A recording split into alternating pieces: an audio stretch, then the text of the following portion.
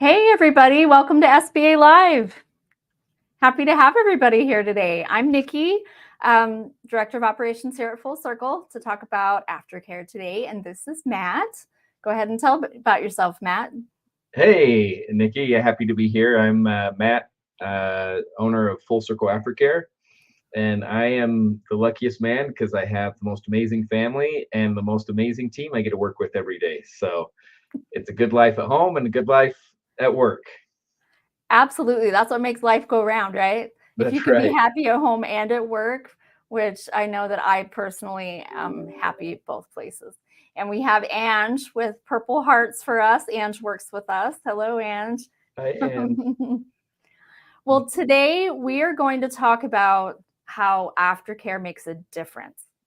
So, we've talked a lot about what aftercare is and about what you can do for aftercare and what it includes, like legal processes and planning processes and all those kinds of things. But today we really want to talk about how implementing aftercare in your business can truly make a meaningful difference.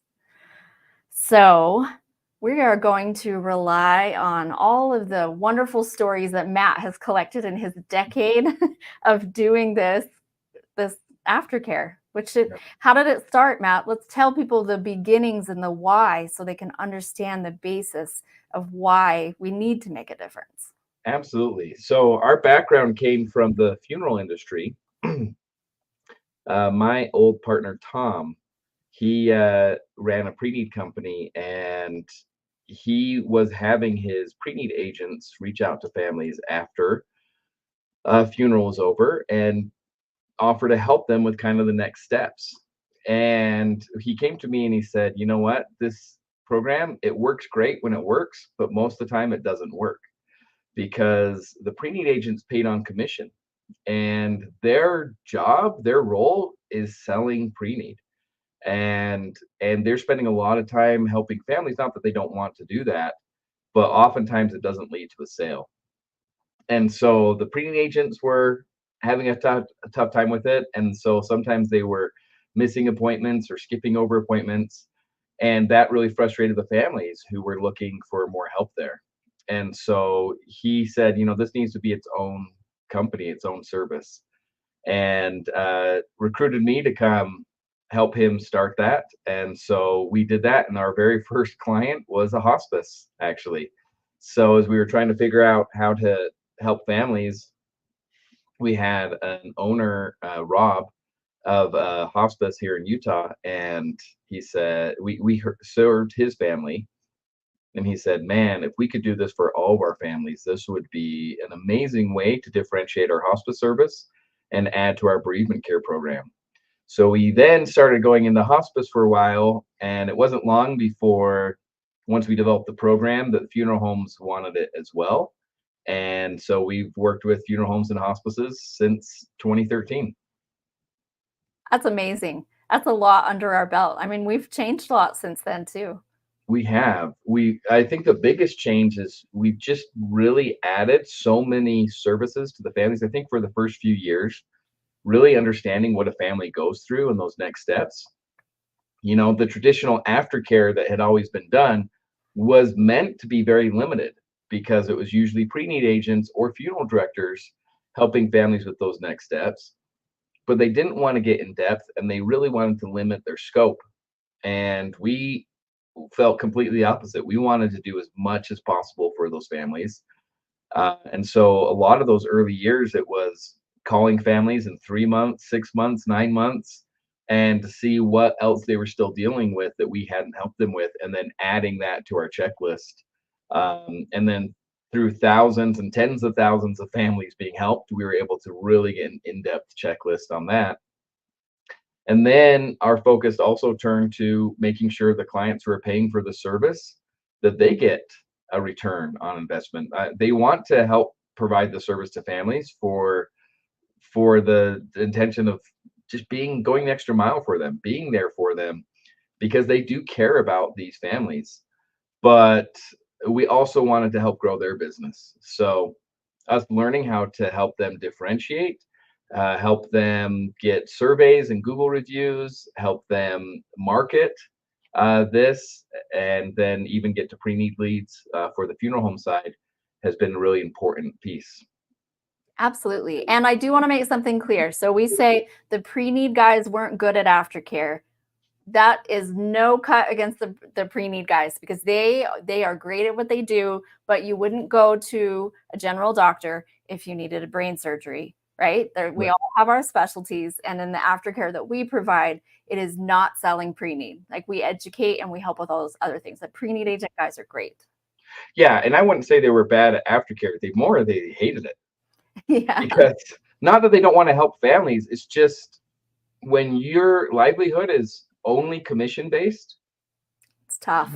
you can't sit down with one family for 5 hours who already has a pre-need and expect to just sit there and help them and not sell any pre-need out of it and be okay, right? They have targets, they have goals they have to hit, and they have to be able to feed their family.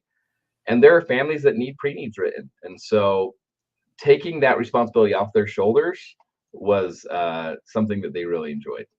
Absolutely. Yeah. And this is something that I've witnessed since I've been at Full Circle. So I've been here a little over 5 years and absolutely love it here. It's where I'm meant to be. But what I have seen is when funeral homes or hospices come on board with us, not only are we offering a great service to their families, but when they have all the questions that the families have been asking them for years that they don't know the answers to, they now have access to in-house experts, which is part of what we offer, not just a service for the families, but it trickles right into the business itself. Yes, absolutely. And we've seen funeral homes who have done a really good job and hospices who've done a really good job of utilizing this aftercare to grow their business and others who haven't. It's I true. remember we had a great client who canceled our service. And as I was talking to him about why they were canceling, one of the reasons was that they wanted more pre-need leads. And I looked back and I was like, well, let me check. And I was like, well, you sent us about 500 families this past year, and about 320 of them had asked for more information on pre-need. Were you not able to sell any pre-need to those 320 families? And he goes, oh, well, we hadn't followed up with any of those families, Oh, but we were just hoping that we would get more pre-need. And I was like, well, we don't sell pre-need, right? And it was just a misunderstanding of we have we want to warm those leads up, but we don't want to get in the way of your pre-need agent. They yeah, know how to sell. Our whole job is just to figure out through service where that family is in relation to pre-need, if they're ready or if they're not ready, and what their attitude is towards it, so that the pre-need agent can then follow up on those leads. So I don't know yeah. exactly what they were expecting from that, but yeah,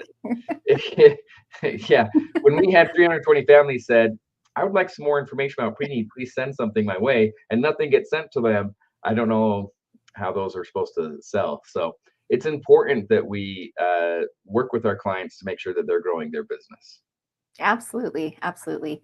And we have talked in other episodes about ways that you can make a difference in your business and the ways you can help growth and Google reviews. And we've broached all of those subjects. But I think that the thing we really want to focus on today is actually the difference we make on the family level. Right.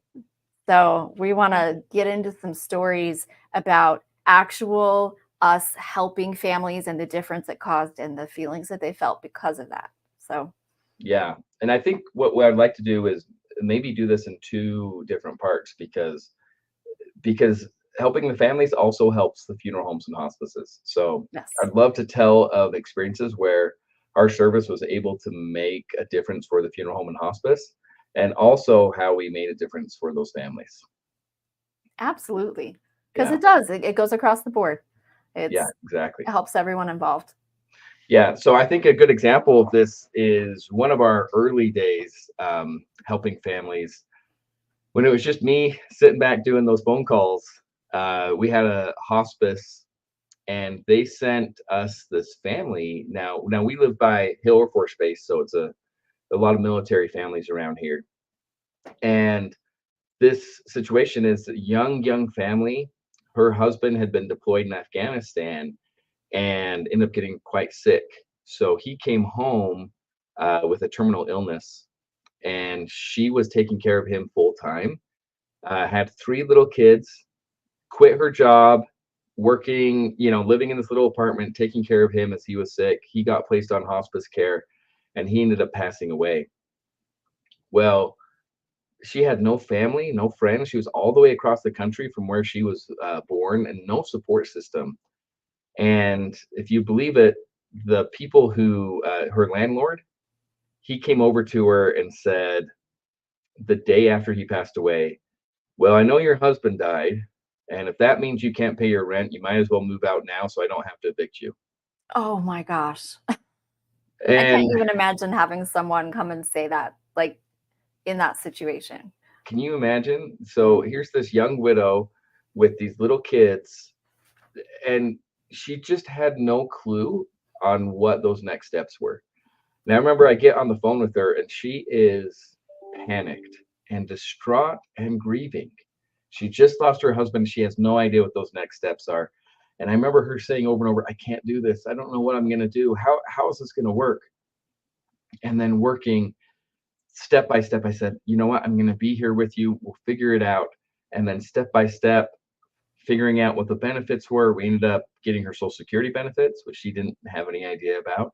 We got her some veterans benefits. There was a little bit of a life insurance, only about $5,000, but it was a big thing to her.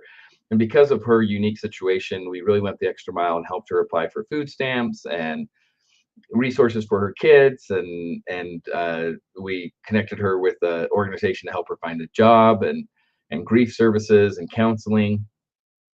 And I remember at the end of our service to her, it was a lot. And she turns to me, well, over the phone, she goes, "Matt, you know what? I can do this."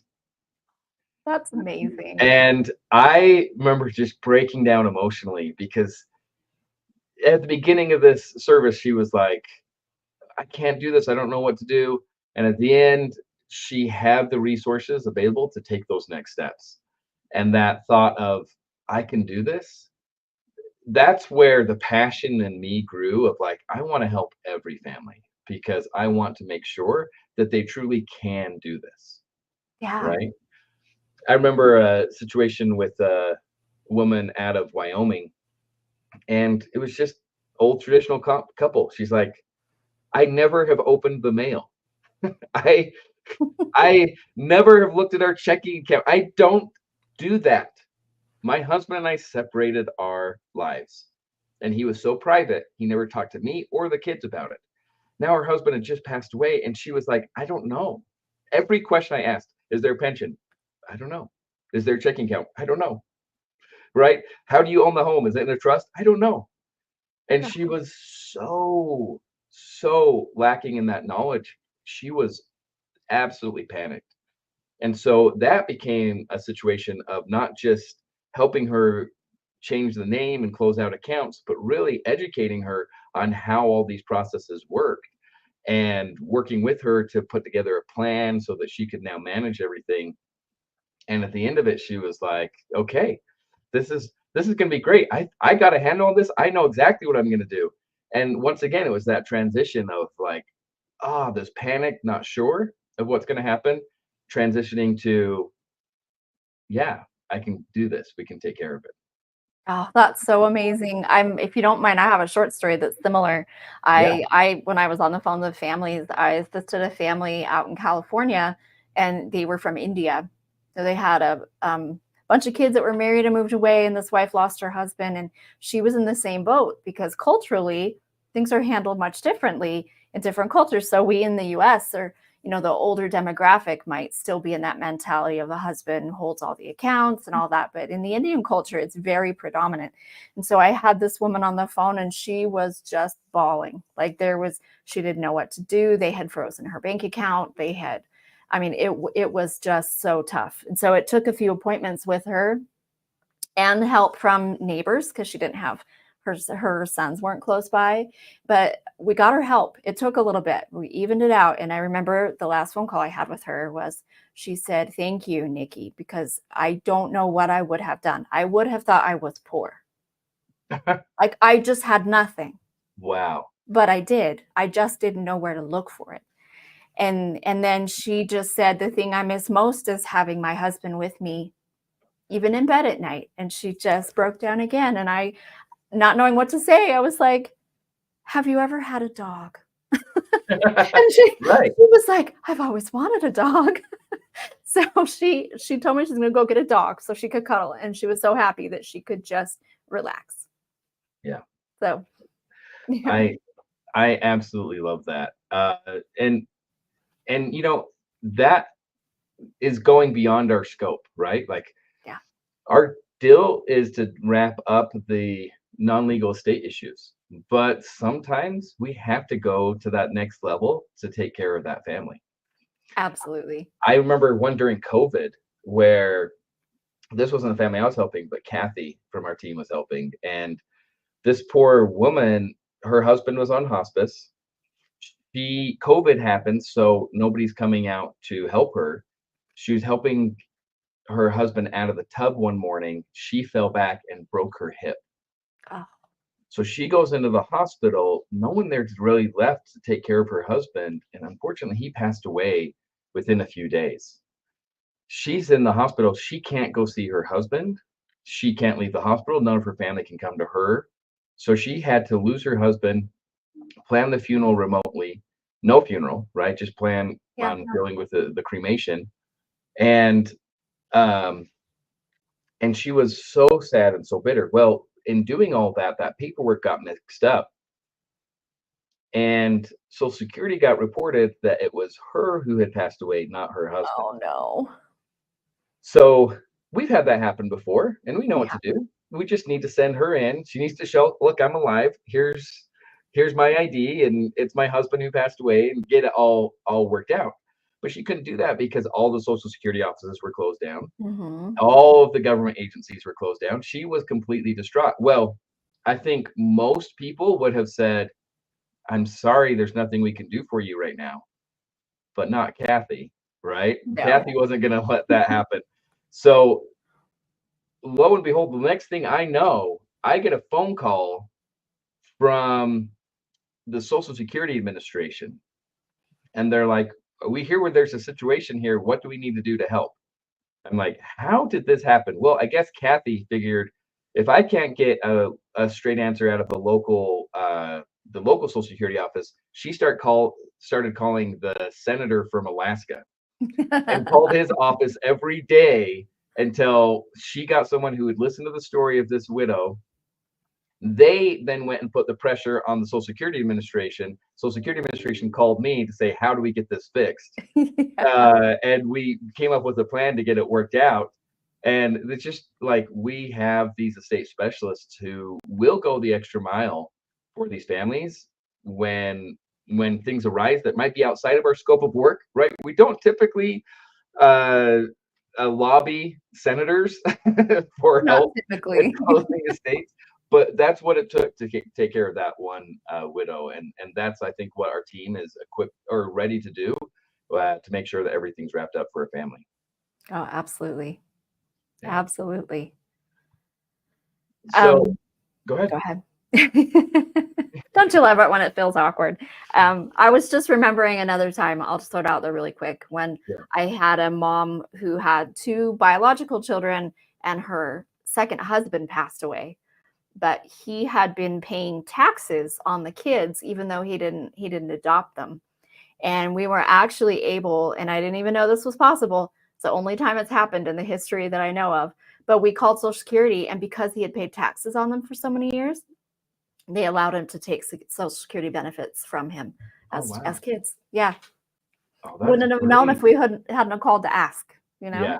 Sometimes you do have to call to ask. You have to figure things out, right? Yeah. And those stories we told before about like the widows in those situations. By the way, I've had the same exact stories with widowers, right? Yeah. So same thing where husband's like, I never dealt with that. That was my wife who had to deal with that. Yep. Next steps. I remember early on, this was the maybe 2014, 2013, 2014. We had a situation where it was a non-married lesbian couple, and they hadn't been married.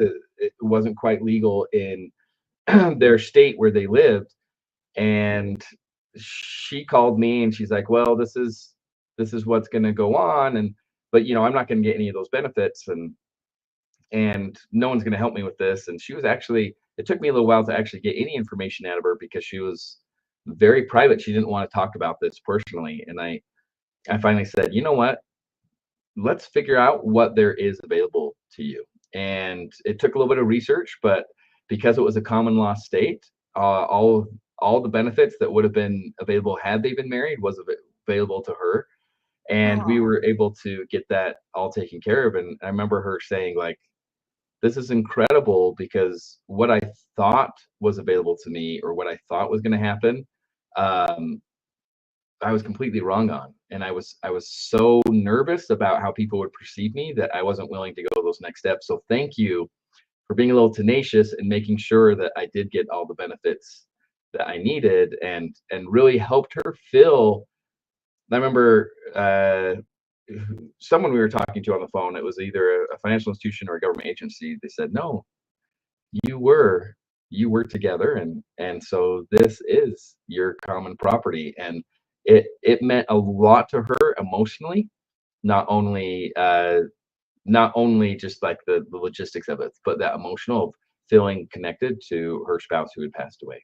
oh, that's amazing. Yeah. That's amazing. Now, not all of this is dealing with spouses, No. right? I we sometimes do trainings for our clients, and we'll go back out and kind of train their new staff on things. And I was up in Idaho training one of our hospices, and the social worker raised his hand and he goes, "Can I tell my story?" And I said, "Sure, absolutely." He goes, "Well, I've been a social worker for 30 years. And when my dad passed away, my whole family turned to me to wrap up everything. And as a social worker, I knew a lot, but I had never done this, not especially for a family member." And he felt very lost. And what ended up happening is there started being accusations thrown around, Um, siblings fighting.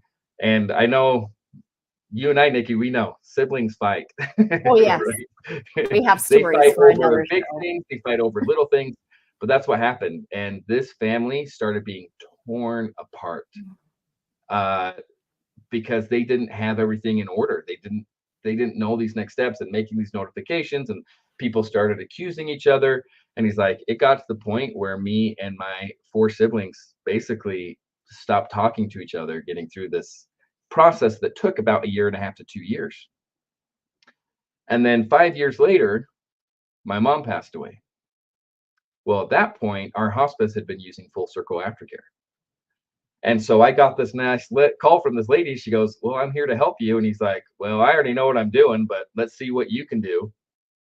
And we jump in and we're done in 2 or 3 days.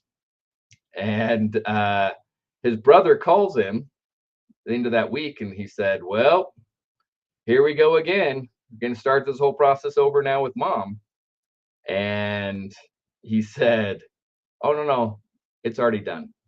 Why don't we all just go out to have dinner together instead of dealing with all this steps?" And he said, the difference between my siblings on that first round of all the infighting and all the accusations versus the next round where it was taken care of, I had a third party helping, and just went to dinner and just talked about mom. He's like, it was a complete night, day and night. And I'm a social worker. I've been a social worker for 30 years, right? Yeah. But having that third party come in and help us do that really was what made the difference. Oh, that's an amazing story. I could go on for another hour probably about all the times we have mediated between family members, or we have 5 family members on one phone call. There's so many stories, but so often in those, we're able to find some semblance of structure to help them move forward instead of just getting caught in all of those arguments. One thing, after dealing with families fighting, one thing I ask everyone: write a letter to each of your kids, write a note to them, and give them one item that means something, right? I had a family that was just going at it, and they were threatening to sue each other. And then they found this little note from their dad. And he said, I want William to have my shotgun because I remember when we were out duck hunting together. And that was just such a great time. But I want Billy, or whatever the other kid's name was, to have my old Ford, right? Because I remember working on that thing together. And he just wrote a couple items. And let me tell you, that was so healing to the family. Because now William didn't care about the Ford. He only wanted the shotgun because it connected him to his dad, right? And Yeah. give one or two items to each kid, name it. They can divide out all the rest of the stuff. But I'm telling you, that emotional connection to you when you pass away will mean the world because I've seen it. I've seen it heal families. A little note, this is the thing I want you to have, something tangible for them to hold from you. And that was like that last gift. It means a lot. Yeah. Completely. Yeah. So for all those who haven't died, good idea.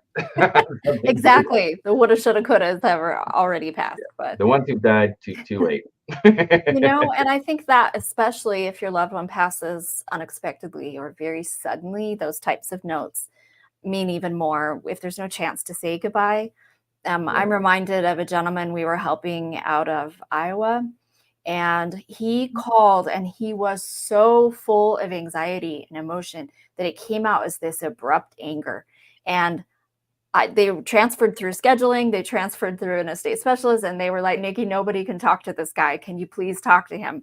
And so I got him on the phone, and it took me about 20 minutes to finally get him dialed down just enough so that I could find out what he was truly angry about. Because he thought we could look up every account there ever was by the push of a button and was angry that we couldn't do that. Yeah. But what came out once I got him to talk and settle down was that he hadn't seen his sister in 3 weeks, and she had died 3 weeks before they found her. So the house became a hazmat, like contaminated place, and he had no way of entering her home to get any records. Yeah.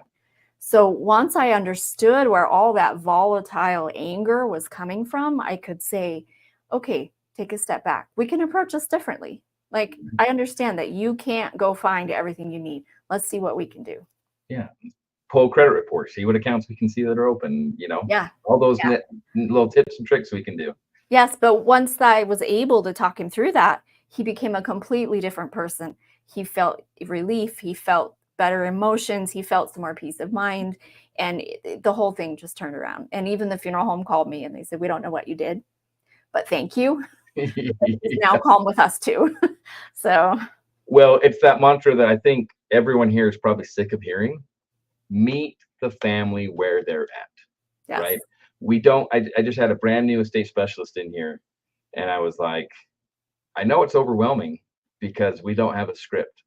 You have to learn all of this by heart so that when you're talking to the family, you can meet them exactly where they're at, right? Yep. Where they are emotionally, where they are knowledge based, meet them. Don't make them come to you. Go to them. And that's what you did in that situation, right? He was angry. He couldn't, there was no pathway from him to get there to here. You had to take the time to understand his background and then offer solutions that made it an easier process for him. Yeah, absolutely. And sometimes that's all it takes. Yeah. Stepping back and allowing other people to feel what they're feeling and help them walk through it. So Right. we're a tiny bit therapist when we're on the phone with families. Well, I think this is something that funeral professionals are accustomed to, right? Oh, I absolutely. mean, Hospice they're too. doing this at need. They're meeting with families. They know how it is to get them, and same thing with hospice. But they don't have the time to deal with every aspect of that grieving, right? Everyone who passes away has to deal with the body. They have to deal with their grief, and they have to deal with all of the personal affairs of their loved one. And the hospice might be dealing with a lot with that grief side. The funeral home might be dealing a lot with the body side, but they can't do it all, right? And so using other professionals, right? Do what you do best and leave the other, give others the rest, right? That is the old famous quote. And that's where I feel like we become a good partner is allowing the funeral home to be really, really good at the funeral home part and the hospice to be really good at the hospice part. And then we are supplementing that to make sure that all three of those needs are being fulfilled with that family and understanding their next steps and dealing with this death, coming back full circle to a normal life. I like your full circle reference. Yeah, But that one in there. it's true. It's true. When Yeah, people ask me, maybe sometimes I'll have people not understanding exactly what we do. I say we're advocates for the family to help them do everything that needs to be done. And in the end, we provide them peace of mind. yeah. And the funny thing is sometimes that peace of mind comes and the family may not understand everything that was done for them, Yeah. right? We had a situation with a woman down in California where she called us and she said, I had no idea how great that aftercare service was. And we're like, what are you talking about? She's like, well, her husband had passed away. We called the aftercare service. I think in like 2 hours, we wrapped up all of the stuff for her husband and she, moved on. Well, happenstance, a few months later, her brother-in-law passed away. And her brother-in-law's wife, I don't know if it was her sister or I think it sister-in-law, was her sister. it was her sister who called her and she said, how did you deal with all of these things with your husband? And she's like, what are you talking about? And she's like, well, like I just spent 8 hours with Social Security and I still don't have a clear answer of what exactly is going to happen with my benefits. And she's like, oh, I didn't do that. Right? Sarah took care of that for me. I don't know what you're talking about. 8 hours? And she's like, yeah, I have this huge list. I don't know how I'm going to get through this. How long did it take you? And she's like, a day. And so she called the funeral home. She's like, I had no idea that the funeral home providing this service helped me that much. And we're like, good. We didn't want you to feel that pain, right? Right? We just wanted you to be taken care of. And so what we ended up doing is with the funeral home, we decided to help the sister as well, even though they didn't use that funeral home for the brother. Well, what did that lead to? That led to a bunch of Google reviews talking about, we had no idea how great this funeral is, but trust me, no other funeral home's doing this.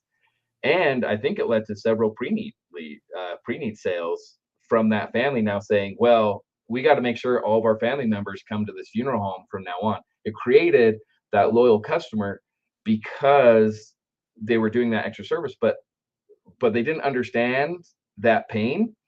And Yeah, that's exactly what we wanted. We wanted them to not feel that pain by having a good aftercare service. exactly. Yeah. We actually have a question from Chris Clausen. Chris comes on a lot of our episodes. We like seeing him here. Chris? He says, how do you know when you're finished with a client?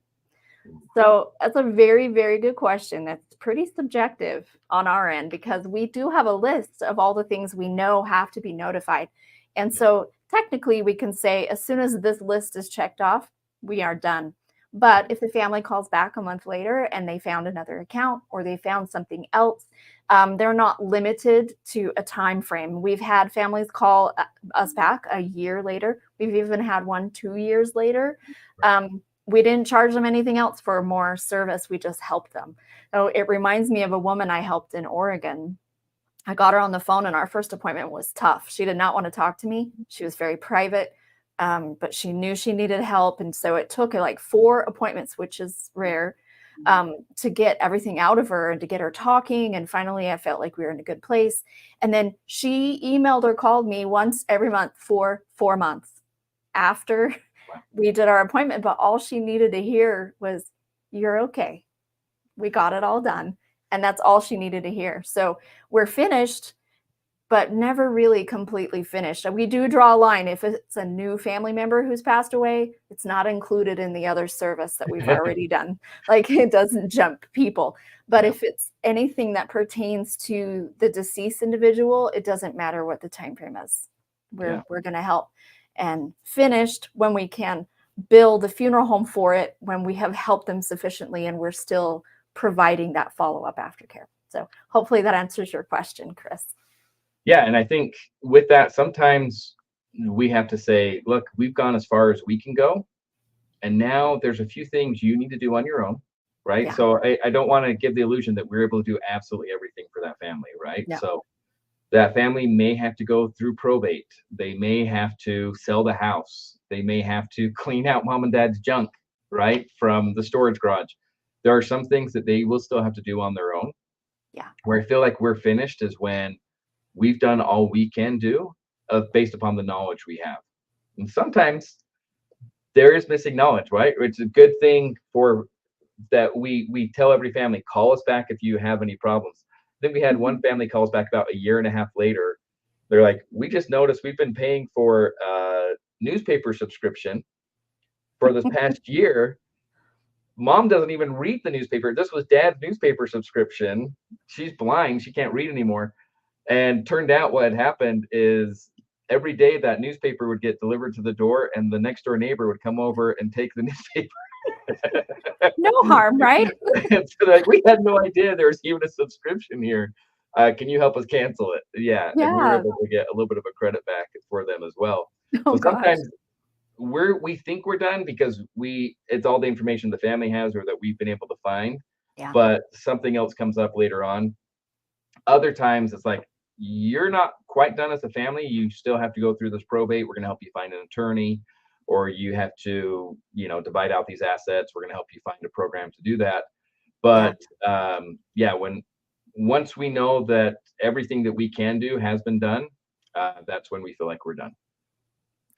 I do have a funny story. We could bring a little bit of levity to our conversation. We had a gentleman who lost his wife, and she was his caretaker. So Mm. I think he was diabetic, and they lived, retired down in southern Arizona. And we helped him. And then every day, poor Bess, took phone calls from this gentleman who kept calling and saying, I need help. Like, she's not here to help me get my pills. She's not here to give me my shot. How am I supposed to get my shot? Can you come and give me a shot? And so we Probably connect. not. No, like we're a little far away for that. But Yeah, so we let him know, contact the hospice. They're gonna have someone who can help get you on hospice or home health.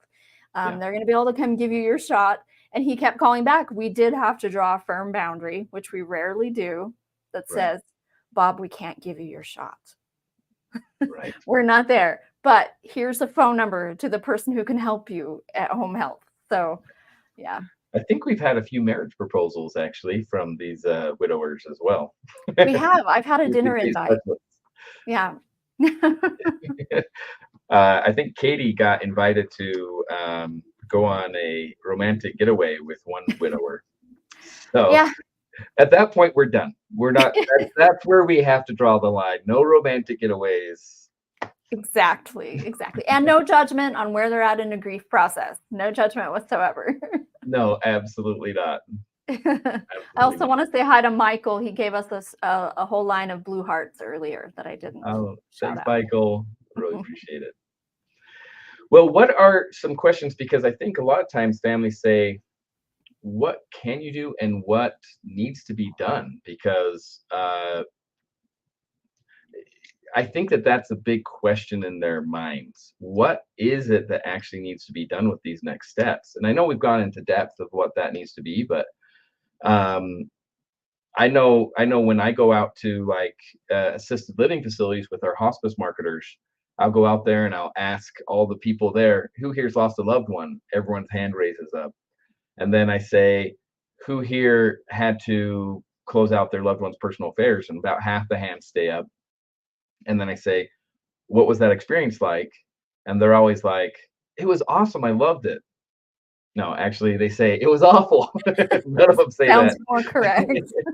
And then usually I ask one more question. How long did it take you? And the number one answer is not what the national averages are, a year and a half to 2 years. The number one answer is, I don't know. I don't know if we ever finished. I don't know if we got everything done. And I kind of look at them and be like, for the last 7 years since your husband passed away, you've been holding on to this anxiety, not only the grief, but the anxiety. What else should there have been done? And that is what's hard because it is so personalized to each family. And knowing what there is to do, but also knowing when you're done you need someone to step in and help you with that. Looks like we have a Absolutely. question. Can you use a POD on all financial accounts or only bank accounts? And what about insurance policies? I can answer that one. Yeah. So payable on death, awesome thing to use. It'll work. Bank accounts, absolutely. For almost everything outside of that, it would be that you designate a beneficiary, Right. which is kind of the equivalent to a payable on death. They're still going to get that, but it's a slightly different designation. But yeah, a POD or a TOD, a transfer on death, for any bank accounts, but any investment accounts and such will have beneficiaries Yeah. designated. What about insurance? Do most insurance accounts have a beneficiary? Yeah, they should. Otherwise, that can cause probate if there is not someone listed or the person listed who has passed away. Yeah. So, And Chris, this is an excellent point you bring up because exactly what just Nikki just said. If when someone passes away, those do not get updated oftentimes. So yeah, that payable bond death deed needs to be updated to the trust or updated to new beneficiaries because otherwise, if the payable bond death or the transfer on death is or the beneficiary is dead themselves, then it causes problems, right? And that has to be typically dealt with through a probate process. Sometimes not, but typically that's what has to happen. So keep those updated. But oftentimes having those in place will avoid probate yes, if there's no real estate involved. And so everything should have a payable upon death or transfer upon death for all financial accounts. Make sure the beneficiaries are updated. I've had situations where unfortunately those weren't updated and all of the finances or all of the retirement accounts, they went to an ex-wife instead of the current wife, right? I had a situation where they were married for like 6 months with this first wife and then had been married for like 20 years with the second wife. Everything went to that first wife because he'd never gone back and updated his insurance policies and his financial accounts to have the new beneficiary. So it's a good reminder for all of us to make sure that those are updated correctly. luckily, there's a few states that don't allow that if you're divorced, but it still requires probate to fix it. Yeah. So, So Nikki, what's the first thing families should do after a loved one passes? That's a question from Aaron. oh, that's a great question, Aaron.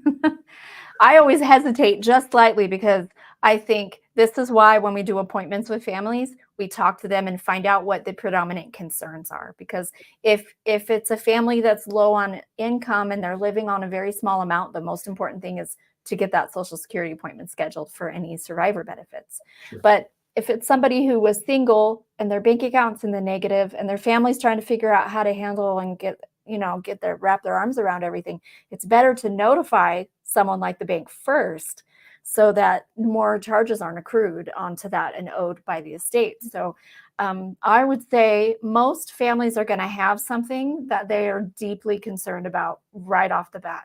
And it's most important to go through that so that they can start seeing other things. Because a lot of times, even when we're on the phone with families, they'll have one concern and it might be halfway down our normal checklist. But if we realize if we can get that concern addressed, then we can address everything else in a way that isn't too overwhelming because there is a lot and it depends on the situation. What Yeah. do you say, Matt? I would say for most people, I would tell them the first thing is take a breath, Yeah. right? You have to deal with the body. You have to deal with the funeral.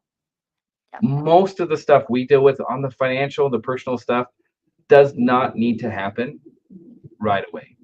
And so people are so worried about that. They don't they can't experience all the other things. And getting the family together and gathering and honoring your loved one, that comes first. Yeah. Most of this other stuff can wait days or weeks. Now it shouldn't wait months. It shouldn't, right? You need to jump into it at some point. But I would say the first thing needs to happen is take care of the personal relationships first. And then this other stuff can happen. In fact, sometimes people jumping in too quick can cause problems, right? Like they go freeze the Yes. bank account because they let the bank account know. They think that somehow someone's going to come steal that money. And oftentimes they should wait for several weeks or months till everything's gone through that bank account before closing it down. So knowing to wait a little bit is important. And then I think making sure that you have someone who's gone through this to guide you along the way, because you don't want to miss things. You don't want to give your information to the wrong people, Yeah. right? So much fraud is committed out there, and you don't want to make a mistake. And so making sure you have an aftercare person or a trusted advisor who understands what these processes are and can walk you through those next steps is really, really important. I, Absolutely. I remember, so my first two partners, right, Tom and Mike, well, they had been doing this for years, and Tom's mom passed away. And Mike goes to Tom and says, "Do you want me to do the aftercare service for you?" And Tom was offended. He's like, "Are you kidding me? I'm the one who taught you how to do this." And he's like, "Okay, I'm sorry for asking." Well, Tom came back to Mike about 6 months later and said, "Actually, I just can't get started." Right? And Mhm. having someone there to help him, even though he had been helping thousands of families with this Yeah. stuff. When it's your own family, you need someone else outside of you to walk you through it. It's just the reality is you can't do it on your own. Yeah.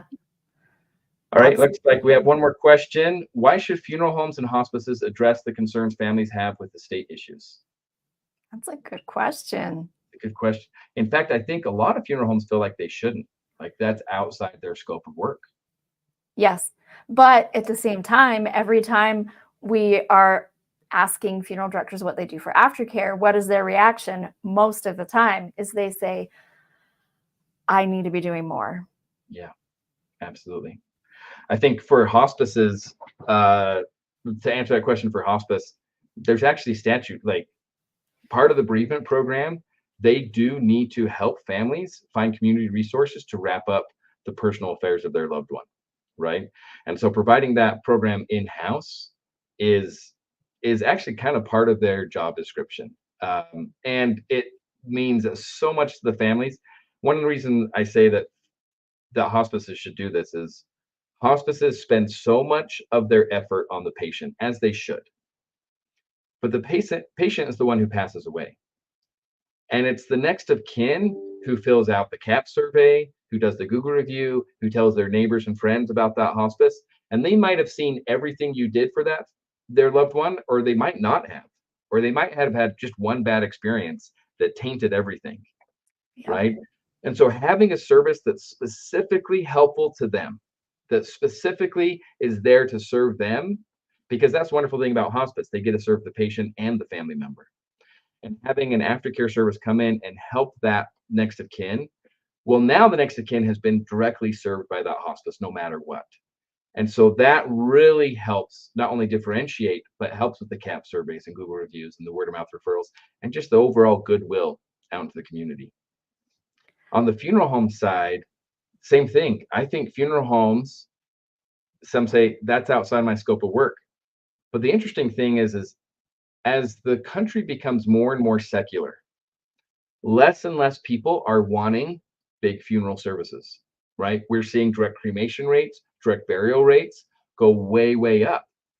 And the funeral homes, they don't make a lot of money on the direct cremation, direct burial, and they're really not serving that family very well.